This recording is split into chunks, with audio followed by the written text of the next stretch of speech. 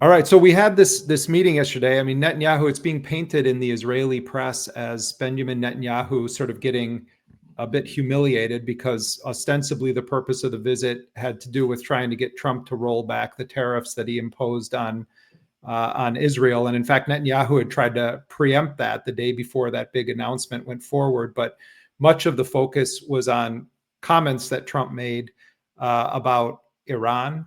And Trump indicated that he didn't want to go down what he called the obvious solution path, which would be a large-scale attack on Iran. And he went out and said that that the U.S. was going to be engaging in direct talks with Iran. Said there's a big meeting that's going to be happening in Oman.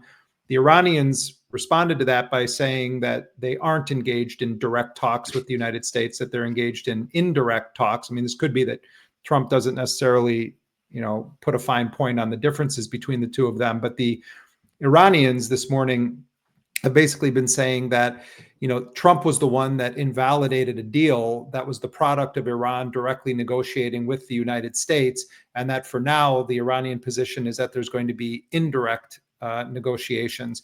You had sitting on the couch also with Donald Trump, Vice President J.D. Vance, Secretary of State Marco Rubio, the U.S. Defense Secretary Pete Hegseth, who also made some very belligerent comments about Yemen and said that the U.S. strikes that they claim are targeting the leadership of Ansar Allah, also known as the Houthi movement, were going to be intensifying in recent days. In a moment, we're going to be joined by our colleague from Gaza, Abubaker Abed, with a report on what's happening on the ground. But Ryan, first, let's just start off with your reaction to everything that went down in the Oval Office yesterday. There was supposed to be a full-blown press conference with Netanyahu and Trump. The White House canceled that soon before the meeting began. But just share some of your broad stroke thoughts about that situation. The clash with Biden's bear hug approach was pretty evident. Biden had this theory that for some reason the superpower had to suck up to the client state, and by sucking up to the client state would be more pliant. It never made any sense, and it didn't work out in practice. Netanyahu seems to have gotten zero of the many things that he came to Washington looking for. On top of the things that you mentioned, I think he was hoping to get a little bit more rhetorical support for what he calls the quote unquote Trump plan, which is the complete ethnic cleansing of Gaza and the construction of a Riviera or whatever he was, Trump Riviera or whatever he was calling it in Gaza. And Trump kind of, dismissed his own idea. He said that was an idea. Nobody seemed to buy into it. So I guess we're moving on from that. And then Trump also seemed to chastise Netanyahu for his attacks on Turkish positions in Syria. That was evident from what Netanyahu said about their conversation. And then Trump added, when the two of them were talking in front of the press, that he said, look, Erdogan is a very good friend of mine. We have always had a very good relationship. If you have a problem with Turkey, you come to me. Which, I mean, that's almost a direct quote from him. And he said, I think if you have a problem with him, I'll be able to work it out. And they said, of course, if you're reasonable, Bibi, you have to be reasonable about what you want. And of course, this is in the context of Israel continuing to strike positions in Syria, which they claim Turkey is planning to use to build up a military presence there. Now, of course, it doesn't and we'll hear from Abubaker soon. It doesn't necessarily that none of that changes the utterly horrific conditions on the ground in Gaza, and if anything, the genocide just seems to be accelerating. Although you would think from a kind of rational, humane perspective that once the scandal of the assassination of the 15 medics in Rafah became international news, that there might be a slowing down of the genocide for a couple days after that, just for PR purposes. But instead, you've seen a complete ramping up of it. Abubaker is here. He had joined us earlier. His internet was not so great, so he moved to a place that has better internet. I think he has Sounds like he has no camera here, but Brad, let's see if we can bring him in here. There we go. Looking much better. Yeah, hello. Hi, good morning, Abubaker from Deir al-Balah, Gaza. Yeah, thank you so much. It's evening here, to be honest. It's afternoon. So, Abubaker, you just published a very powerful story at Dropsite News, and you went inside of one of the epicenters of heroism, but also unspeakable suffering in Gaza. You were in the Al-Aqsa Martyrs Hospital in Deir al-Balah, and your description of doctors fighting with absolutely no medical supplies to try to save the lives of wounded Palestinians who are being targeted in Israeli airstrikes, and doctors are having to use supplies, including menstrual pads, as gauze.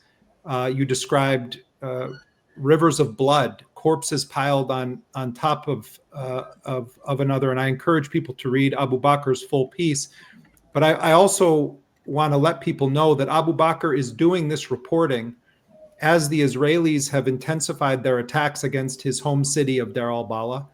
When I speak to Abubaker at night, and we talk every night, almost always there is the sound of Apache helicopter gunships in the background, of US provided warplanes swooping through the sky. And Abubaker is doing this reporting while his own family is being targeted. Abubaker, I want to express the condolences of everybody at Dropsite News. Your family has suffered an unspeakable loss in recent days. Your mother's family was targeted in Khan Yunis in southern Gaza, and 12 members of your family were killed in that strike, including 6 children. 2 days before that happened, 2 other family members of yours were killed in a strike outside of the Al-Aqsa Hospital in Deir al-Balah. And so I want, as we do an interview with Abubaker, I want people to understand what Palestinian journalists are enduring. Imagine, and I want people to really think about this, imagine how the death of any of your family members has impacted you, whether it's your grandfather or someone else, how it's impacted your life. And then imagine that this is a weekly occurrence, sometimes a daily occurrence for Palestinians. And as Abubaker does this reporting, his colleagues who are Palestinian journalists are being systematically hunted down and killed.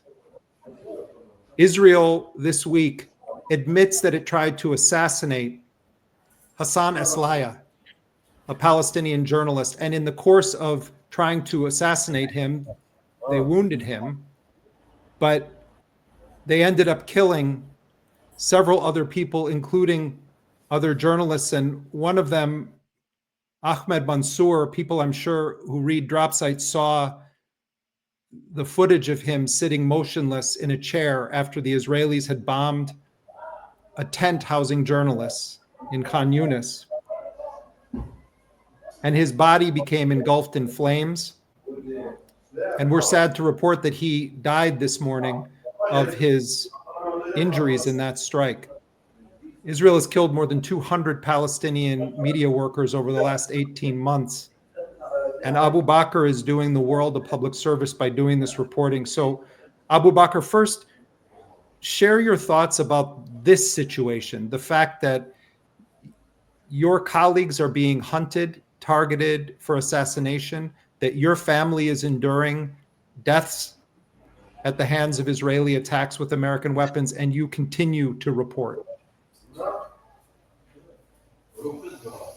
Yeah, first, thank you so much for the condolences, and thanks for every one of you. But of course, as you said, it's not just being a reporter in Gaza. It's not the way that you are a reporter elsewhere across the globe. You know what Gazans are going through. You know what Palestinians in every corner inside the strip, what they are going through. And now, for us in particular, when you are losing your loved ones on a very daily basis, and you want to continue to report, so why are you reporting to a very, very dead world. The world is not taking care. The world is turning a blind eye and a deaf ear to what is happening, to the atrocities the Israelis are committing on a very hourly basis, not even a daily basis.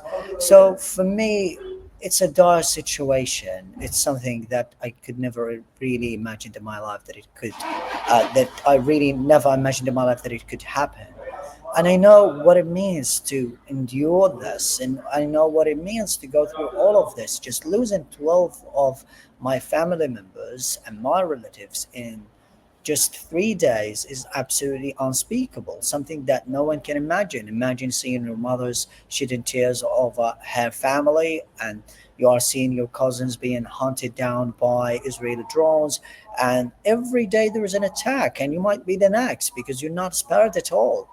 This itself is terrorism. This itself is pure horror that the outside world cannot really understand. But why we are reporting is very clear. We want to tell the world that we have the right to this land. And we are here just to tell the world that Palestinians' lives do matter as any lives around the world. And we want to make sure that our rights to live freely and to live in dignity are going to be guaranteed, because over the past 18 months and since the resumption of the genocide, we're seeing unprecedented terror, we're seeing unprecedented horrific war crimes that we haven't seen before. You can see in the piece that we published, the doctors are talking about new incendiary and highly explosive weapons used in these attacks. So when you are talking about this in particular, and you're talking about this scale of injuries and the terror, while you are at home, you are in danger. While if you want to go outside to search for food or water, you are in danger. I'm not gonna be anyway ashamed of this, but I just had to tell you that moments before talking to you, I was digging in the ground to find for water in the ground itself, because the desalination plants have been taken out of service by the Israelis after they cut the electricity off to those desalination plants. And we have to find a way to bring water, because even those desalination plants cannot really find enough fuel to make sure that water can be brought to the Palestinians. We're talking about more than 800,000 Palestinians in central Gaza who mainly depend on this water and these desalination plants. So how can they get water? So it's not just about, I just want to make sure that people understand, you're not a reporter, you are a genocide documenter, because you are living it, you are living through it, and you're living it with your family. You're losing your loved ones. Your loved ones are being hunted and killed by the Israelis, and you are struggling and striving for a sip of water and a bite of food. Your mental health is collapsed, and your physical health is also deteriorating every single day, because Israel has imposed a blockade, a full-scale blockade in Gaza for 30 days, more than 30 days, and an entire world of 9 billion people cannot do anything to just 5 million people who are closing the two crossings and not allowing a single bottle of water. Make sure that people in Gaza are now drinking contaminated water. I've seen at the hospital, this is something quite probably we didn't mention in the story, but I've seen at the hospital many cases with pollution, with poisoning, because of this contaminated water, because of the very bad quality food. So this is the picture that even if we want to talk about it for hours, we can't really grab or capture something really perfect or pinpoint of what it is to be a reporter in Gaza. We are lacking the internet, we're lacking the means, we're lacking food, we're lacking everything. So our life is devoid of everything. Our life is devoid of life. Literally, our life is devoid of life. So how would you want reporters in Gaza to continue their work? So the only reason why we are pushed to continue and we're pushed to do this kind of reporting is the fact that, first, this is a homeland and we are deeply rooted here and we love it and we want to give everything for it, and we want to sacrifice everything that we have, even if it means that our lives are going to be sacrificed for our homeland, because we are the indigenous people to this land. And secondly, we do appreciate, and I can say it here, I'm very proud to say it, we do appreciate the great supportive journalists like you, Ryan and Jeremy, and others around the world. The people are standing behind us. The people are trying to comprehend our pain all this really means to us. And I can tell you, people are talking outside about what the support in the Western world, which is absolutely corrupt, and this very racist and white supremacist, which is a fact that Palestinians know. But the way that Palestinians or they are supported that way by those people in the West really uplifts our spirits and makes us continue to endure and continue to hope, and we will continue to hope. And as I told you, Jeremy, we will turn our pain to hope and continue to hope. And let me ask you a practical question too. You said before you came on here, you were digging for water. I mean, did you find any? What is the process there? So I think it might help people to understand. You're gonna bring a shovel. Yeah, Right, you're gonna bring a shovel. And then let's say you hit it. Then you're filtering back and forth. Like what's the next step? Yeah, it's just like you having a shovel, you are digging, like you spent around probably 30 minutes digging inside, because you need to dig deep into the ground to make sure that you're getting some water, or you're probably gonna have a tube or a pump in so you can pump out the water outside to you, and have this specific very limited amount of water, probably some few liters, but you need to dig deep into the ground and see if there's water deep into the ground. But sometimes you can't really find it, so you have to dig deep. And by the way, you can't dig deep much more than that, because it's suspicion.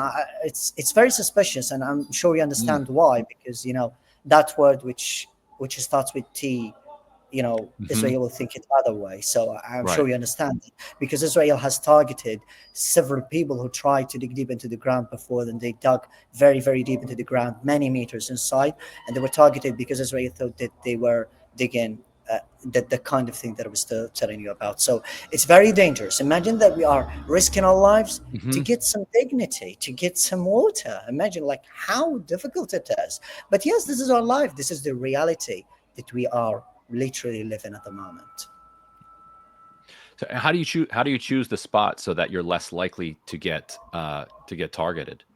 Because you're right. I've seen images of men who've been out just looking for grass or water or wood and get targeted, because it's not as if Israel makes a mistake that they care that there's any accountability.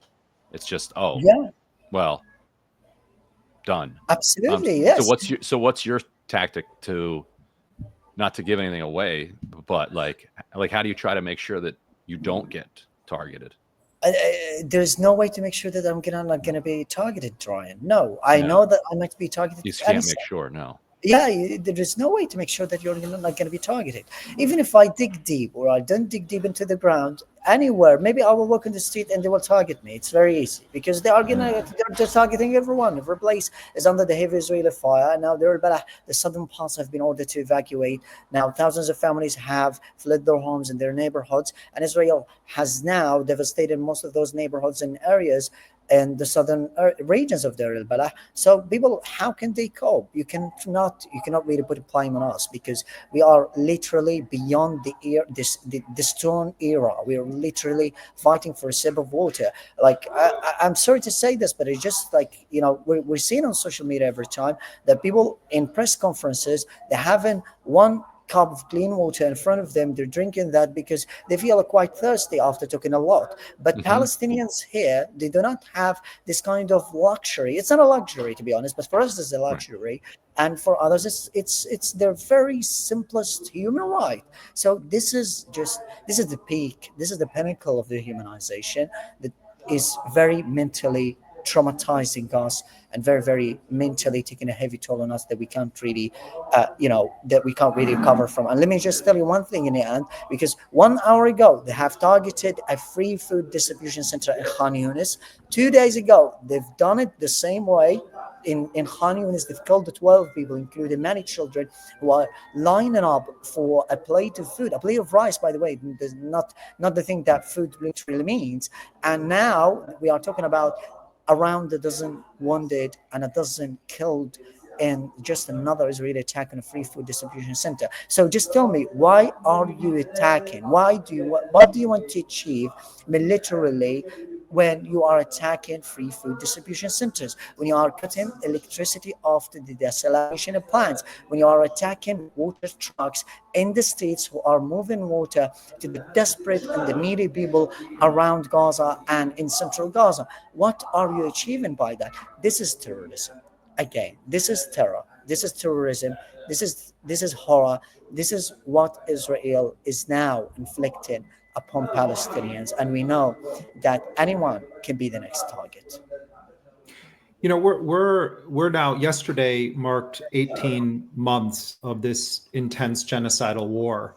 And what we've seen in particular since March 18th and the resumption of the intense military scorched earth attacks against Gaza, combined with a full spectrum blockade. You know, people need to understand this, that since March 2nd, nothing has been allowed into Gaza at all, nothing. And Israel then on March 18th, after it violated the ceasefire systematically, it refused to participate in negotiations for a second phase of the deal, unleashes a hellfire attack against the Palestinians of Gaza that has killed over 1,200 people, hundreds of children. The majority of people killed since March 18th, as has been true from the beginning of the genocide, have been children, women, and the elderly. But one thing that we also have seen so almost daily since March 18th is Palestinian children's bodies being shredded. I can't take anymore looking at decapitated Palestinian children. That is what Israeli strikes are doing with American weapons. It is unspeakable what we are witnessing. And remember that the President of the United States, Joe Biden, stood before the world multiple times and lied about October 7th and said he had seen images of Palestinian fighters beheading babies. And that was a crucial component of the propaganda campaign to dehumanize Palestinians. They lied about beheading babies on October 7th so that they could justify beheading Palestinian babies for the past 18 months. And as Israel lays siege to Gaza again, blockades it from having any food, medicine, water, shuts down its electricity, now Israel is saying that it is permanently annexing large portions of Gaza. They have now taken over. Rafah was a huge city relative to the Gaza Strip.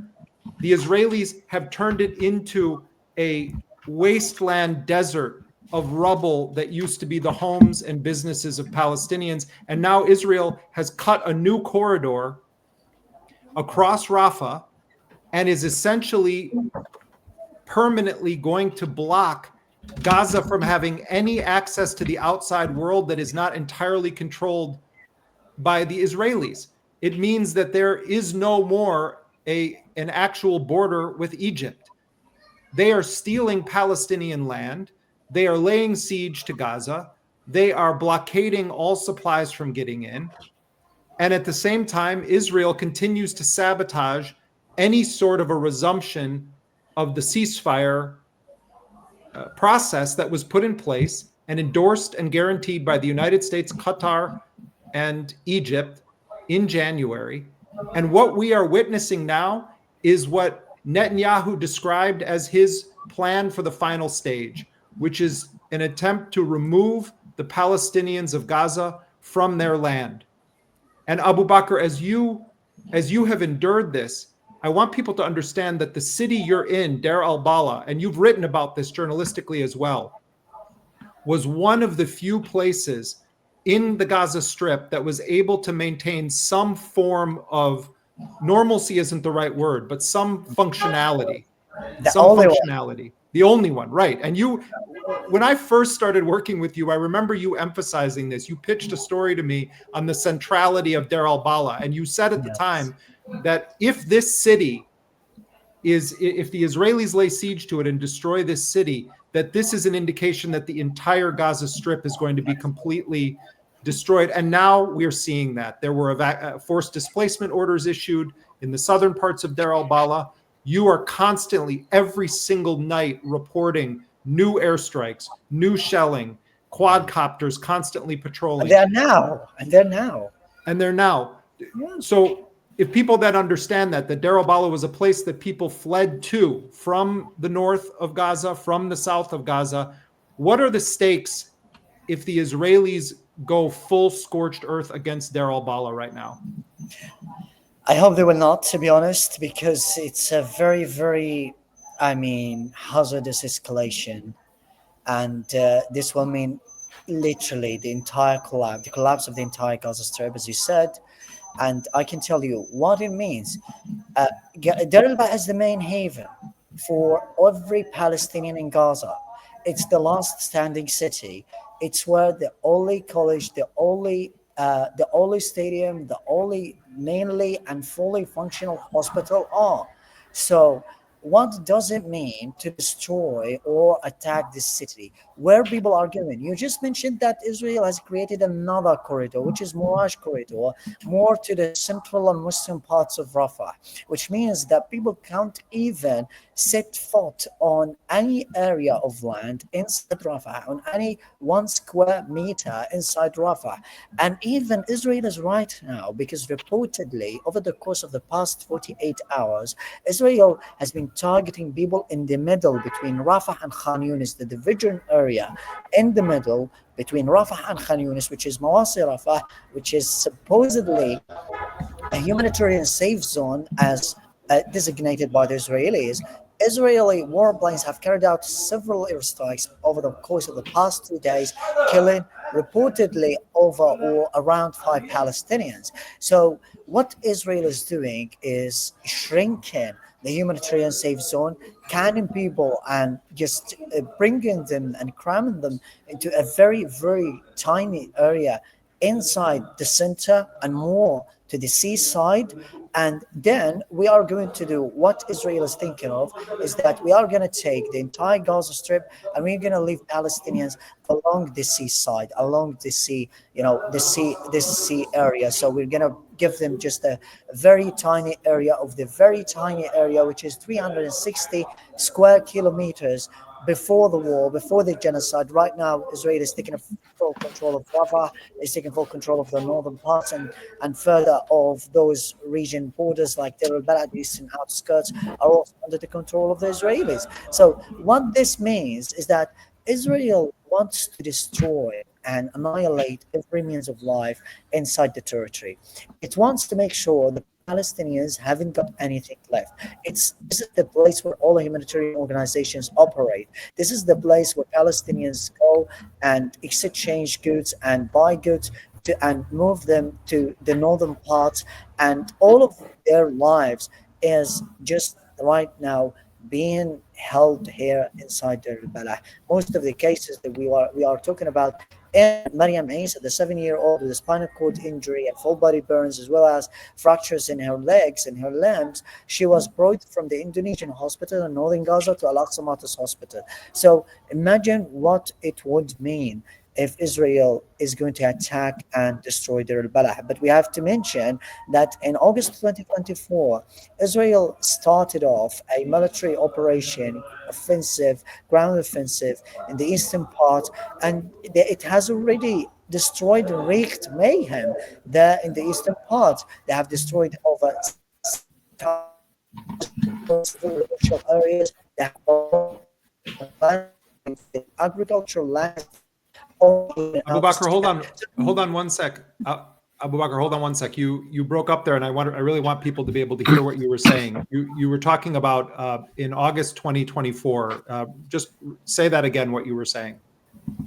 Yeah, I was just saying it's August 2024. Israel started a military ground offensive in Deir al-Balah's eastern part, and the Israeli forces have wreaked mayhem in those areas, destroying over 7 towers for hundreds of Palestinian families and annihilating many residential areas and bulldozing several landscapes. And by the way, they have also destroyed over 8 wells in those areas, which has amounted to more suffering to Palestinians in Deir al-Balah and in central Gaza in terms of obtaining clean water and non-potable water. So imagine what it means, because Deir al-Balah has been already attacked, but not the entire area. It's still the last standing city, and we have to keep it. As we mentioned in the story, Deir al-Balah is not right now the capital. I can tell you that the foreign people, the foreign delegations, they come to Deir al-Balah, the other delegations as well, that who are trying to help Palestinians, they come to Deir al-Balah, they come to Al-Aqsa Martyrs Hospital.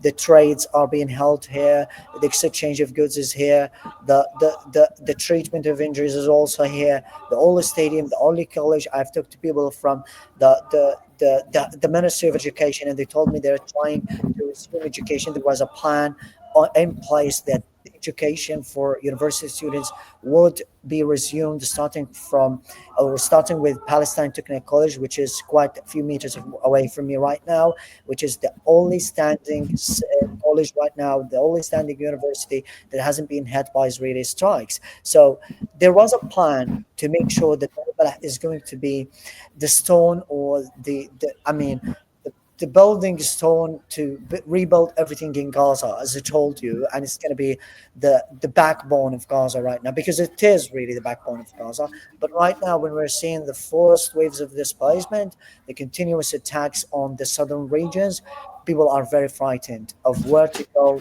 and of what to do, because again, I can reiterate that all the time. If Deir al-Balah is annihilated, there is nothing called Gaza anymore on the map. What are you talked about people going back to college? What are the younger kids doing now who've been out of school for 18 months? Are there any informal tutoring sessions going on? Are people kind of pulling together to, or are they just kind of left to their devices for the day? Like, how are the littlest kids handling this complete break and the total destruction of education? Yeah, it's very important to mention kids. Thank you, Ryan. So I'm going to tell you first, like, there was education, some sort of formal education during the ceasefire. Students were going to schools here in Deir al-Balah and elsewhere across Gaza. So there was some kind of, repair of the life means that Israel have been destroying over time. But right now, when Israel resumed its genocide in Gaza, all this education has stopped, has been halted, and all other forms of life, like the restaurants and people trying to go back to sports sessions, to watch football games in cafes, and all this kind of activities that were, that was uplifting the spirits of the Palestinians and trying to restore a sense of normalcy for them. All of them are right now stopped, or maybe many of them have destroyed and deliberately hit and targeted by the Israelis. So right now there is no informal schooling, there's no informal tutoring session, there are no formal tutoring sessions, unfortunately, because the children don't have anything to eat to even go to school. How would you want a young student, a kid under 12 years old, to go to school while he cannot really provide himself with one meal per day? He doesn't have time to go to school, or to informal schooling, but he rather has time to go and line up in a queue for a plate of food at the free food distribution centers. He needs to walk kilometers far away from where his displacement shelter is to get some liters of non-potable and potable water for his family. And he needs to work, because children labor has been forced to children here in Gaza. And when I'm walking around in the Gaza streets, I can tell you here in Deir al-Balah that many of the makeshift stalls are run by children. And come to talk to children, why are you working? They're telling you, my entire family has been killed. I'm the only one with my little brother, so I have to work to provide a source of income for me and my family to manage to eat. I vividly remember meeting one of the children just 2 days ago inside the hospital while I was reporting on the story.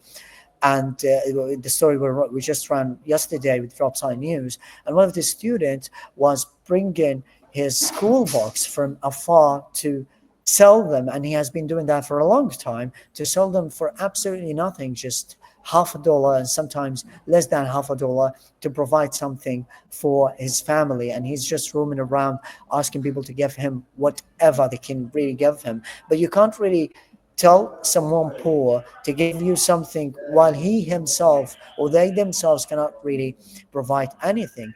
And another important point about the children, the children here are very traumatized. I remember, like, my nephews and nieces, when they hear the war plane in the sky, they're saying, "There's going to be a bombing, we must run away." And they start running away and sobbing in panic. And this is the same for the other children. I met some other children in Deir al-Balah, given the incursion, the potential incursion.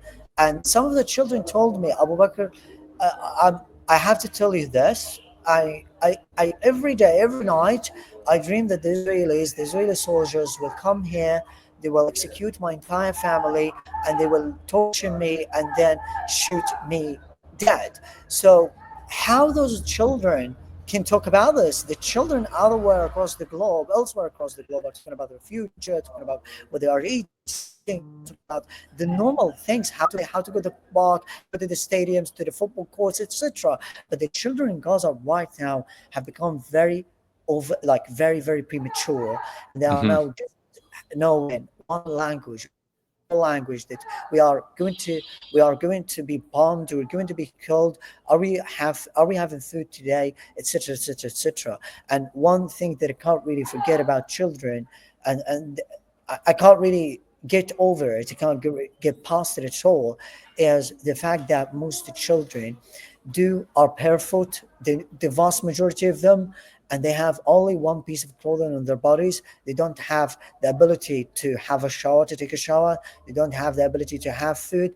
And I remember, like, a group of children here in one of the biggest displacement shelters in Deir al-Balah, and I was doing some reporting, and they gathered around me, and they screamed very loudly, and they were screaming, "We want to eat. We're children, just like this. Look, like, what have these children done?" Our collective. Yeah, Abu Bakr, you're breaking up again for a second, but yeah, it's reminding me of how every night before one of my daughters goes to sleep, she asks me to look in her closet and look under her bed to make sure there's no monsters. And I tell her, I looked, there's no monsters, and I can tell her with certainty, there are no monsters. You can sleep safely. I'm trying to imagine what it'd be like for a parent to not be able to tell their child that there are no Give me, monsters. because you mentioned this, allow me just like 2 minutes to talk about this. To all families who are listening to me, and I do appreciate that, Ryan, I know Jeremy's doing the same thing, I do appreciate that. Please tell your children what Gazan children are going through. Please tell them the stories that you're seeing. Please tell them that they are having the best life, that the worst day in their lives is the biggest dream for every child inside besieged enclave. Tell them that. Tell them that others, me personally, I'm not ashamed of this again, but I dream of a plate of a fresh food. That's my ultimate dream. A cup of clean water. I don't want anything more. As someone who's I'm literally panting while talking to you. I haven't done any efforts, by the way, but I'm literally panting, and I feel much the thirst in my throat, but I can't have good, very clean water to satisfy my thirst. And that's why I want to urge every family and everyone who's watching Gaza, who's watching us, and who's reading the reports coming out from Gaza, to make sure that they are telling their families what it is like to live in Gaza, and to make sure that they are telling them the truth. They're telling them what their lives are like. You're having the best lives, guys. You're having the best lives ever. Yeah. You're having everything in your life. What does it mean that you're not having an outing today? This is absolutely nonsense. Some people here are crying for a sip. Ooh, I swear, a sip of water. They don't want anything more. Some people here are dreaming of absolutely nothing. Just give us some sort of protection, give us some clothes, and we don't need anything else. So the basic human rights, the basic necessities that any human being in the world has is not found here. Gaza, again, I want to reiterate that Gaza is devoid of life. There is nothing called life in Gaza, and the dead are the ones who have rested, and the alive, the ones who are still alive, are the dead alive. That's what I can tell you. So please tell your Yeah. children, tell your schools, tell everybody around you what the Palestinians inside the beleaguered territory, which is Gaza, are going through and what they are dreaming of. Because this is not something to be ashamed of, but much more than that we are talking to humans and we know who you are, that what we are going through is beyond insanity, is beyond what anyone in the world can ever imagine, that it has reached a level. And I'm going to say it again, there's people around, outside, my family including them, they are just talking about food most of the time so they can distract themselves from the hunger.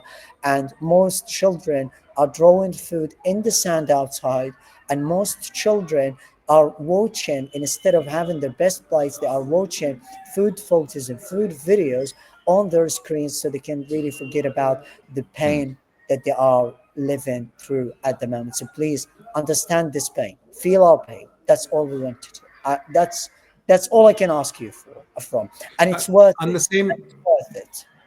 uh, on the same subject, and I mean, it's painful to hear your description. It's extremely painful, and and I wanted to ask you to describe for people what it's like to look for food in Gaza right now. Another one of our reporters, Rasha Abu Jalal, recently did a story about how Palestinians are foraging for wild plants to eat, and some have been killed in the process of trying to scavenge or find wild growing food. She also told the story of a man who is a fisherman and encountered a sea turtle and expressed his sorrow at having to kill the sea turtle and use its meat for food. And they said they could get 5 or 6 kilograms of edible meat from a sea turtle, and he said he knew that it was an endangered species, but that this is the only life that they have right now. And I wanted to ask you though, what it's like to try to find food. We occasionally see videos when there is a food distribution where you see children so desperate with metal pans or pots or bowls trying to receive food. But you also have written a lot about the produce that is available is not good. It's often rotten, and it's extremely expensive. And that's even if you can find it. But also, people don't have hard currency. Even if you have money in your bank account, you can't get money. You can't get your hand on hard currency. Describe what it's like to try to just find basic things to eat right now in Gaza, and what people have to go to find food. I'm gonna ask you a question, like all of you. If I ask you to go to a desert and bring water, what would you tell me? Yeah, I mean, I forget the question is What obvious. Yeah. Yeah, what will you tell me? You're telling me that I'm insane. This is literally the same thing in Gaza. And I'm laughing about it out of pain. Wallah. I'm laughing at it out of pain. Because every single day, for my family, for example, okay, mom, we know that we don't have food enough for the day, so we have to ration ourselves to something very, very limited. Everybody understands that. You've got a loaf of bread the whole day, and you've got a plate or something, and you have to keep you don't have to overeat at all. It's not overeating, by the way. You can't really get full at all. Just eat so you can really maintain your power and your energy. Sorry. And we go to the markets. The markets are empty. They don't have anything. They have literally very sparse quantities of food, very, very sparse, that you can't really, you can see one makeshift stall the whole street or the whole area, in the whole area, that has something to offer. And you come and ask them, and ask this makeshift stall, what is this paid for? Like, how can you bring this? Or what is it paid? Like, what is its cost? and he says that this needs around $10 or $15 or $30. Okay, we don't deal with dollars, we deal with shekels, of course. This is currency here. And I ask them, can I pay through bank? And he says, of course, no, you need cash. So there's a process here, which is very significant to tell. The first is that people no longer accept bank payments, which means, or bank app payments, which means that you have to get cash. This is the first. The second, if you want to get cash, you need to pay around a 50 or a 40% commission. That means if you have if you have $100 in your bank account and you want to get it out, if you find, by the way, if available to get cash money, okay, if you can get cash, if available, this is not guaranteed, by the way. So if you have $100 in your bank account and you want to get it out or to have it as cash money, as cash, you need to pay around 40%. So you will have only $60 out of $100. And this is the same process. So the overpricing, and there's another point, the overpricing. I'm going to tell you about the overpricing. Now, one egg costs around $3. 1 kilogram of eggplants costs around $12. 1 kilo of sugar costs around $10. 1 kilo of oil, 1 liter of cooking oil costs around $10. 1 kilo of meat, if available, which is absolutely not available, if available, it needs $90. 1 kilo of fish, $90, if available.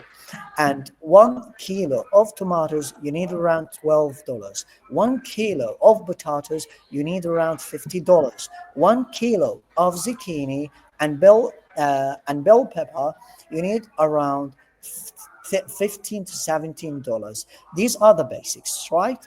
Brian and Jeremy, you are in the United States. If I tell you this is the list of the prices, would you really afford?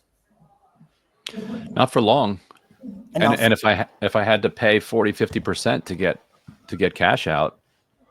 Yeah, you can't. Even if you work like in Tesla company, for example, Yeah. you can't really afford that because Right.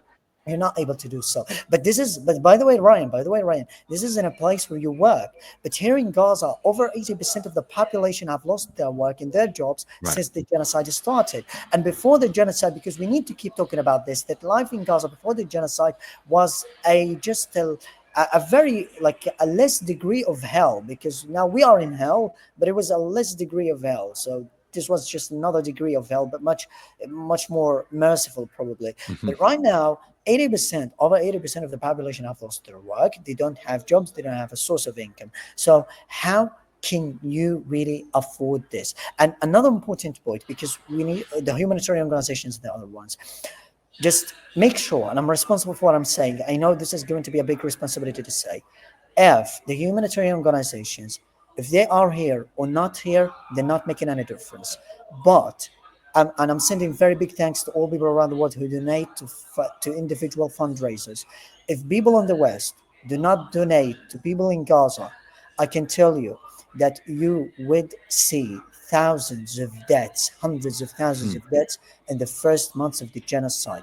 And you would see that famine has killed over or around 1/3 of the population. If Western people and other people in the West who have dignity and who have a human conscience haven't donated to this marginalized category of the world, to the Gazans, these Gazans would have gone hungry and starved and would have died from the starvation and from the current conditions if people in the West didn't really or hadn't really donated to them. And I'm reiterating that this is the reality, and it's a grim reality.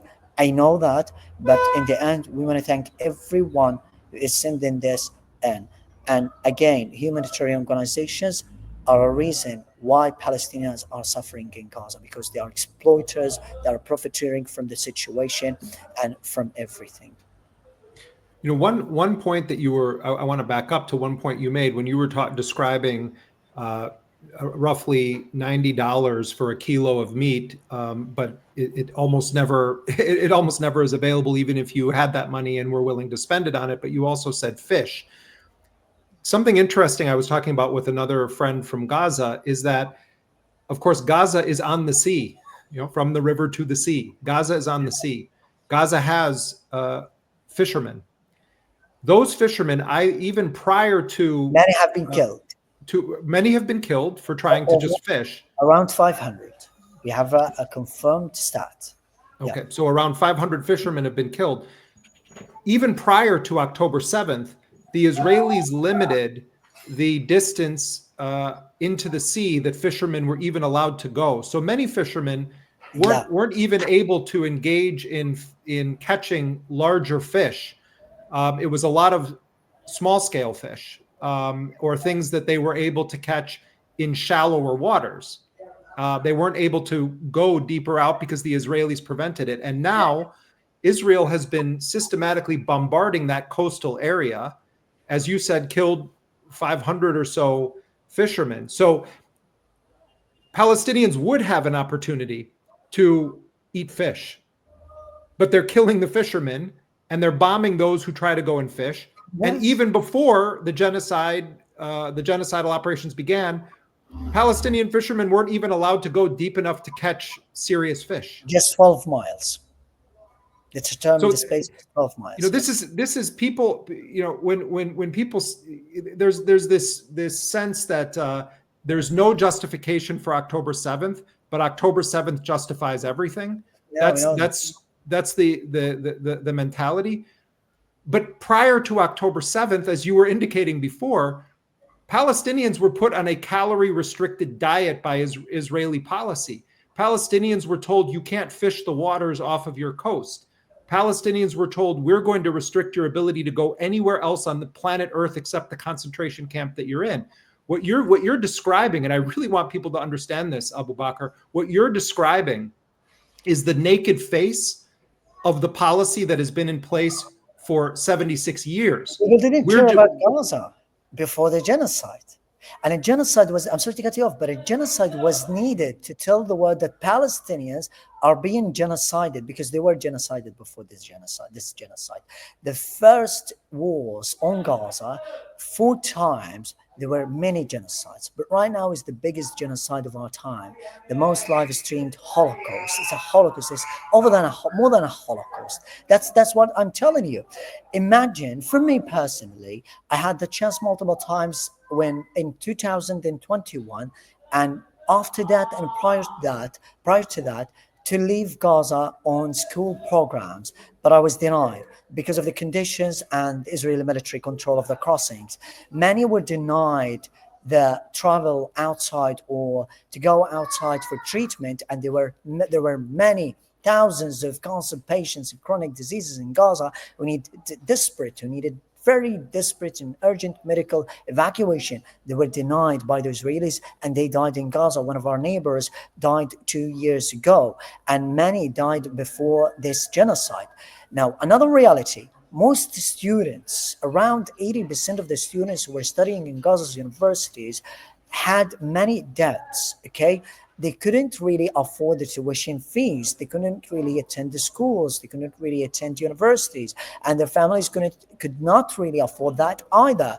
And instead, we're seeing graduates and even those who graduated from universities. And I can tell you, before this genocidal war on the Strip, I swear, there were doctors with a medical degree, nurses and engineers, civil engineers and architects and others who were having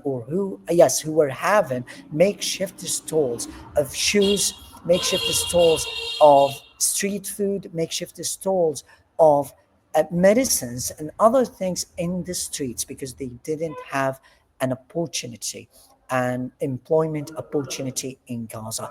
And let me just remind you of one thing, okay? It's very important. By the way, before the genocide, rightly before it, just 1 month ago, before the genocide, there were over 20,000 Palestinian youths who evacuated from Gaza because they haven't got any sort of living inside the territory. So ask yourself this question. So they went for an immigration from their homeland because they didn't have any way to live.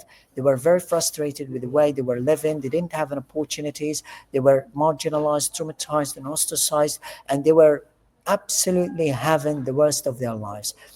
Ask yourself this question: why thousands of people, just shortly before the genocide, 1 month, they had left Gaza to Turkey, to Greece, and risked their lives through illegal immigration to Greece and Turkey to find a way of living? Why this has happened? If Gaza were not a concentration camp, those Palestinian youths didn't want to leave. Yeah. This is as simple as that. Last question, Abubaker, and then we'll let you go. Yesterday, I'm not. Did you happen to catch Netanyahu's conversation with Trump and the press? There was one moment that jumped out at me as one of the more absurd things I've ever heard from Netanyahu. He said how outrageous it is that Hamas has kept people locked inside Gaza, and he said, "We don't keep people locked in there. That's not us. Hamas keeps people locked in Gaza." And you mentioned your neighbor who died 2 years ago. And I think this is the story that you've told me before, that when I mentioned to you that my wife was diagnosed with cancer, we talked about how she's lucky in the type of cancer that she has because it's treatable, but also she's lucky that she lives in a part of the world where she can travel to get that treatment. And I think, was it your neighbor who got a cancer diagnosis that may have been treatable, but just simply wasn't able to receive the treatment? Was that the same one that you were talking about? And I'm curious for your response to Netanyahu saying that it's actually Hamas that keeps people locked in. It's nonsense. It's totally nonsense. Okay, if he kept people locked in, if he didn't keep people locked in, why did he close the crossings? This is first. Good Why? question. Yeah. Why did he annihilate Rafah and the Rafah border, through which people were escaping for safety or for their freedom, although they were paying unimaginable prices for their own freedom? They were paying around $5,000 per person to get out of Gaza. So why did he close the two crossings? Why is he still denying the medical evacuation of more than 1,300 Palestinian injured Palestinian children and women right now? Why is not he allowing them outside? Why is not he allowing people who are desperate to go outside just to continue their education or to have their own treatment outside? So you look at it like, why is he continuing to shrink the humanitarian safe zone? Why is he still bombarding areas where no danger can be formed or can be posed on the Israelis? And by the way, Deir al-Balah, most of it are farmers. They are farmers. They don't have anything. They don't have time to such kind of terrorism, which he claimed. By the way, they are farmers. They go out from their homes and from their places very, very early in the morning before dawn, and they come back home at 5 or 6 p.m. our time, so before the sunset, to have their sleep and to spend time with their families. Why are you attacking Deir al-Balah?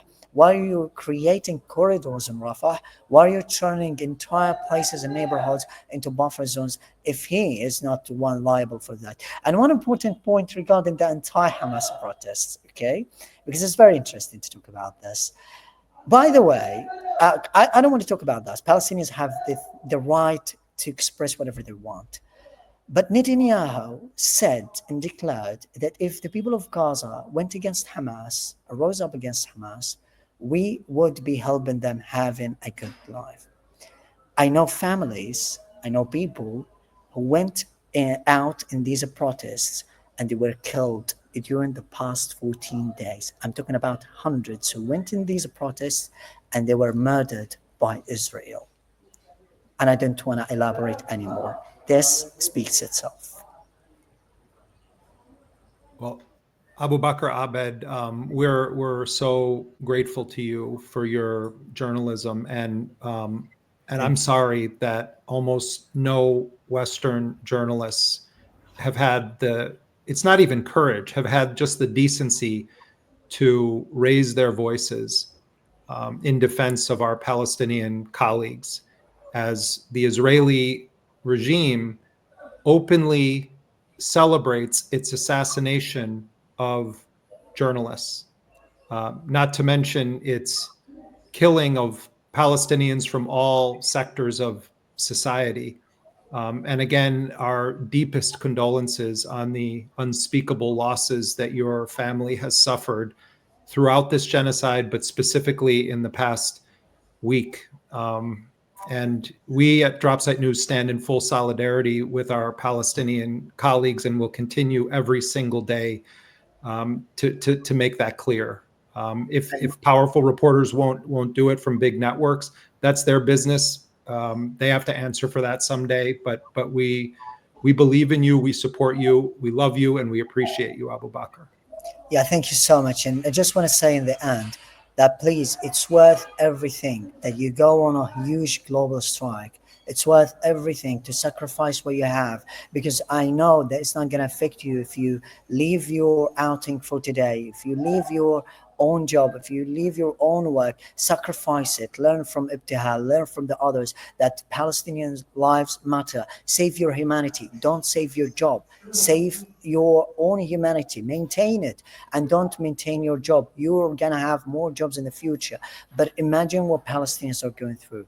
Please understand that, comprehend our pain, feel our pain, and know that even if you sacrifice yourself being in jail for all eternity, you will save your humanity. But if you stand by passively, shame will chase you forever. So it's worth it. We need you to mass protest. We need you to mass boycott, divest, and tackle your governments and attack the weapon manufacturers and make a change. Because if it continues like this, the severe consequences are going to be unimaginable. And thanks to every one of you, and thanks for your solidarity, Jeremy and Ryan, and to everyone watching. Thank you. Abubaker Abed is a tremendous journalist in Deir al-Balah, Gaza.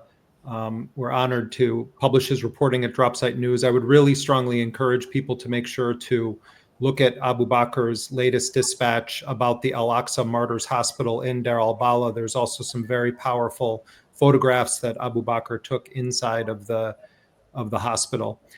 We will be back next week at this same time on this new live broadcast that we're starting, Dropsite Newsroom. We'll continue to bring you Abubaker's reporting, as well as other colleagues in Gaza, the occupied West Bank, and beyond. If you want to support our work, you can go to dropsitenews.com. You're welcome to be a free subscriber. You're going to get all of our content. But if you become a paid subscriber, you help to facilitate the kind of reporting that we were discussing today. You can go to dropsitenews.com for more information. On behalf of everyone at Dropsite News, I want to thank our readers, our subscribers, our viewers, our listeners for having our back. We will continue the reporting. Until next time, I'm Jeremy Scahill. Thank you so much.